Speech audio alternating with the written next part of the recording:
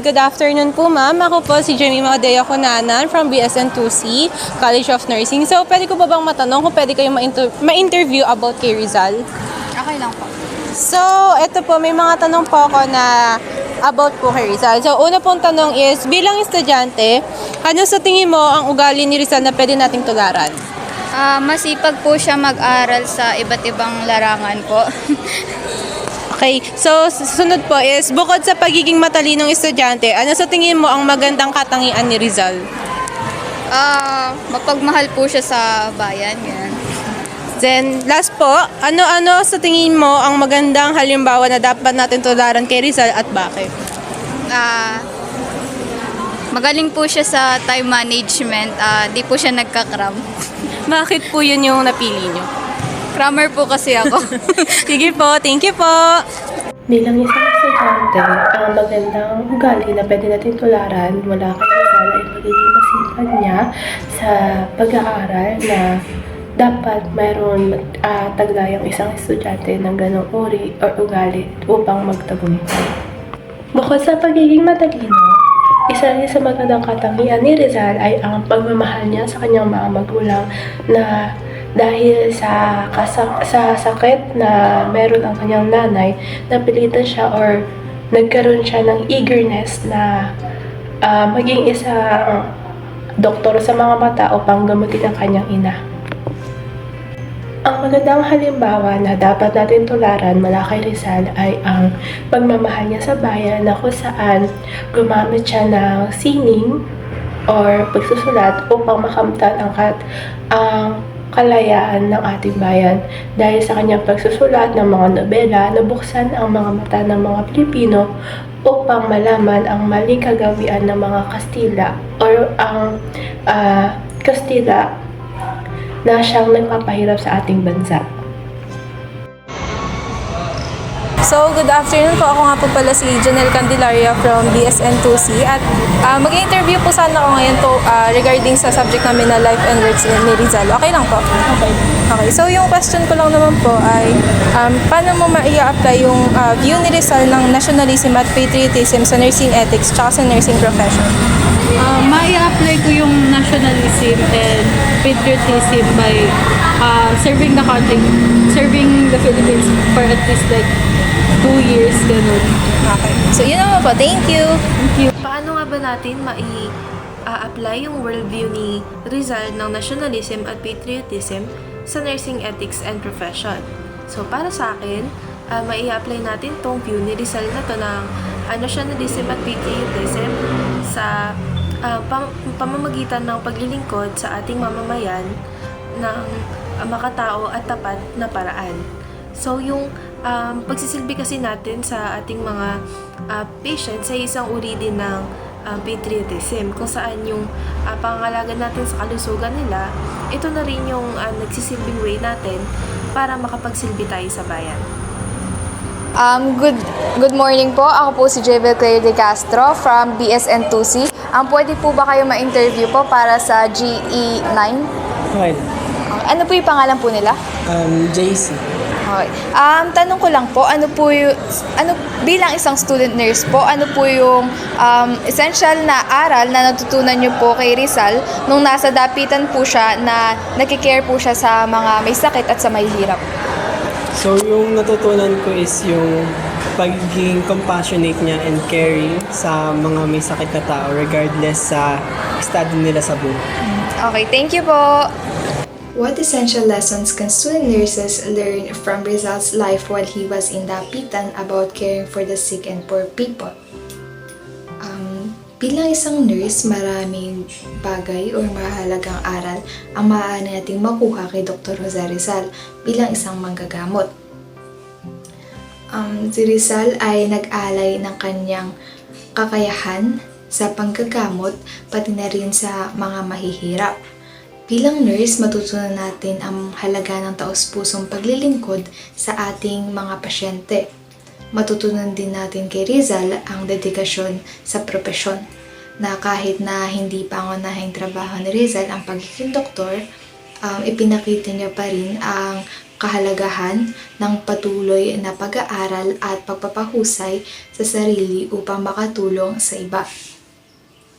Sa kabuuan, si Dr. Jose Rizal ay isang huwar manggagamot na nagturo ng pagmamalasakit, dedikasyon at paglilingkod sa kapwa. Ito ang mga katangian na dapat taglayin ng bawat nurse para sa ating propesyon. Good afternoon po ate. Pwede po ba kayo ma-interview? Ako po pala si Amanda Yabut, second year nursing student. Pwede ko po bang malaman yung name niyo po? Nicole po. Nicole. So, meron po ba kayong subject na about sa Rizal? Meron. Pwede po ba kayong tanungin? Pwede naman. So, yung tanong ko po is, ano po yung natutunan nyo sa mga experience ni Rizal as a town doctor and a nurse sa iba't ibang sitwasyon at ng iba't ibang tao sa dapitan? Kasi po, as a nursing student, parang nakikita ko po sarili ko sa mga ginagawa ni Rizal, tulad nung pagtulong niya sa mga mahihirap dun po sa dapitan, yung pagbibigay niya ng libreng gamot, tsaka yung pagtutulong para magkaroon ng edukasyon ng mga bata. Kaya as a nursing student po, siguro pwede ko din magawa yun in a way that I can. Sa karanasan ni Rizal, bilang isang nurse at doktor noon sa dapitan kung saan nagbigay siya ng libreng medisina at tulong sa mga nangangailangan, marami tayong maaaring matutunan bilang isang nursing student, kagaya na lamang ng tunay na halaga ng pagmamalasakit sa kapwa. Ipinakita ni Rizal na ang pagkilala sa mga pangangailangan ng tao ay mahalaga upang magbigay ng mas epektibong pangangalaga. Natutunan din natin kay Rizal ang halaga ng pakikipag-ugnayan at pagtulong na nagbibigay inspirasyon sa atin upang magbigay ng malaking epekto sa buhay ng iba. At ang lahat ng ito ay patunay lamang na ang pagiging doktor o nurse ay hindi lamang isang propesyon, kundi isang misyon sa pagbibigay ng serbisyo at pagmamalasakit. So, magandang hapon po. Ako po si John Michael Jimenez. Isa pong mag-aaral mula sa College of Nursing ng ating eskwelahan. Nandito po ako ngayon upang magtanong po sa inyo kung ano po o bakit po si Jose Rizal ang itinuturing po natin ngayong national hero ng Pilipinas. My answer is, sabi nga dun sa na-search ko actually, wala naman daw nagtatag o nagsabi na siya ay kinoconsider natin bilang national hero. So, ako bilang estudyante nito mga nakakaraang taon, kilala natin siya bilang manunulat ng El Filibusterismo at saka Anonymity Tangere. And kilala din siya sa ilang lengguwaheng nakapagsalita siya, di ba? Hindi ko na maaalala kung ilan yun, pero sobrang dami niyong alam. Yun po. So, since isa po siguro kayo sa mga faculty ng Laboratory High School, non-teaching personnel po. So, sa tingin niyo rin po kaya, sino po kaya yung nagtatag sa kanya or sinasabing siya po yung national hero ng bansa po natin? Sino po yung nagtatag or sino po yung nagsasabing, o isa po ba kayo sa mga nagsasabi na national hero po ba si Jose Rizal? So, una kong sagot, di ba wala namang nagsabi na pino-consider siya bilang national hero. Siguro bilang nung high school tayo, lalong-lalo, no elementary, kilala natin siya bilang national hero. Pero wala namang nagsasabi na national hero siya. Nakilala lang natin siya dahil sa iba't ibang gawa niya mula nung yung Spanish era niya. Yes po. So sa sinasabi niyo po, maaaring hindi po ninyo kino-consider na si Rizal yung national hero po natin. Pero sa inyo pong palagay, sino po kaya? Yung mga nagpakamatay dahil sa katulad ni Emilio Aguinaldo, yung mga presidente natin nung araw. Thank you po. Maraming salamat po sa inyong oras.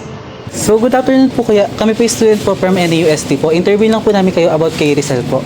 So, familiar po ba kayo kay Rizal po? Yes. So, tanong ko lang po kung pwede po namin kayong videohan po.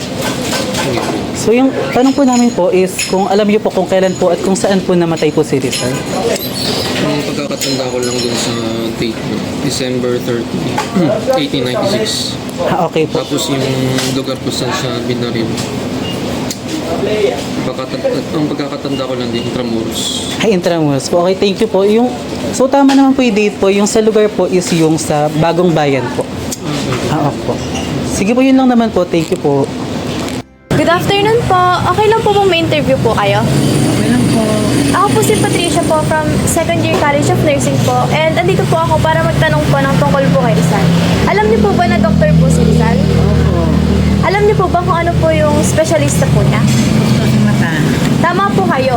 Isa po siyang doktor sa mata or ophthalmology po dahil na-inspire po siya dahil yung nanay niya po is may problema po sa mata noon.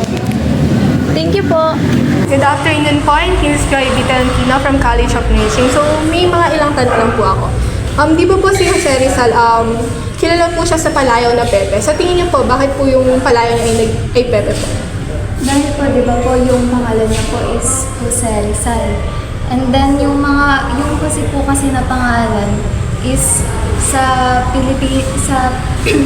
sa Pilipinas po kasi yung mga bata po nun is, noong unang panahon po kasi, yung mga Espanyol po na sinako po sa Pilipinas is mga Kastila po, is yung mga kabataan po nun is pinalayaw po is Pepe kasi dahil po sa Jose.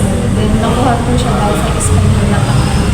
Sa tingin niyo po, ano po yung literal meaning po ng salitang Pepe or palayaw na Pepe po? Siguro po dahil po di ba nga po noong unang panahon parang yung mga ganun pong palayaw na parang mga madali lang din po siyang bigkasin. Kumbaga, inuulit-ulit lang po. Thank you po. Magandang tanghali po. Ako po si Niora Mariglic from College of Nursing. May katanungan lang po ako about sa buhay po ni Rizal. Bakit po kaya natin kailangan pag-aralan yung buhay ni Rizal, mga isinulat at gawa niya po? Okay. Ang sa akin, kaya kailangan natin magpasa hanggang ngayon ay, tawag dito, mapag-aralan ang buhay ni Rizal kasi lalo na ngayon, napakarami na nating mga kabataan na ano ba yung ugaling hindi na maganda? Di ba? Ganon. Kasi kung aanuhin mo yung buhay ni Rizal, nung bata si Rizal, napakabait, masunurin, palaaral, di ba? Ganon. Ngayon, kung kailangan din natin mapag-aralan yun kasi para baka naman sakali may matulad sa kanya. Kahit hindi man lang maging isang super bayani, kundi masundan man lang yung mga yapak niya. Para naman kahit papano, maraming bata ang maging mabuti, magkaroon ng sa pagsusulat, ng interes sa pagsusulat, maging mapagmahal sa bayan, mga ganyan. Yung mga simple lang na malaking bagay na yun sa lipunan natin kung ang lahat ng bata masusundan kahit man lang konting yapak may Jose Rizal, malaking bagay yun sa ating kapaligiran, sa ating komunidad at sa ating bansa. Yun lang. Thank you po. Thank you po. Bakit mahalagang pag-aralan ang buhay, gawa at ang mga isinulat ni Rizal? Mahalagang pag-aralan ang buhay, gawa at ang mga isinulat ni Rizal dahil pinapakita dito ang kalagayan ng Pilipino sa ilalim ng kolonyal na pamamahala at pinaglaban ang kanilang karapatan at kalayaan. Ang mga idea at sakripisyo ni Rizal ay patuloy na nagbibigay inspirasyon sa ating kasaysayan at mga prinsipyo ng lipunang Pilipino. Good afternoon po, Kuya. Okay lang po ba na ma-interview po kayo? So, ako po si Antea Antonio from NUST College of Nursing. So, ngayon po tatanungin ko po kayo ng isang question po para po sa aming GE subject. So, tanong ko lang muna po, ano pong pangalan niyo po? Saldi Altiso. Kaya po, Sir Saldi, tanong ko lang po kung alam niyo po ba yung unang tula na sinulat po ni Rizal? Ang tula yun.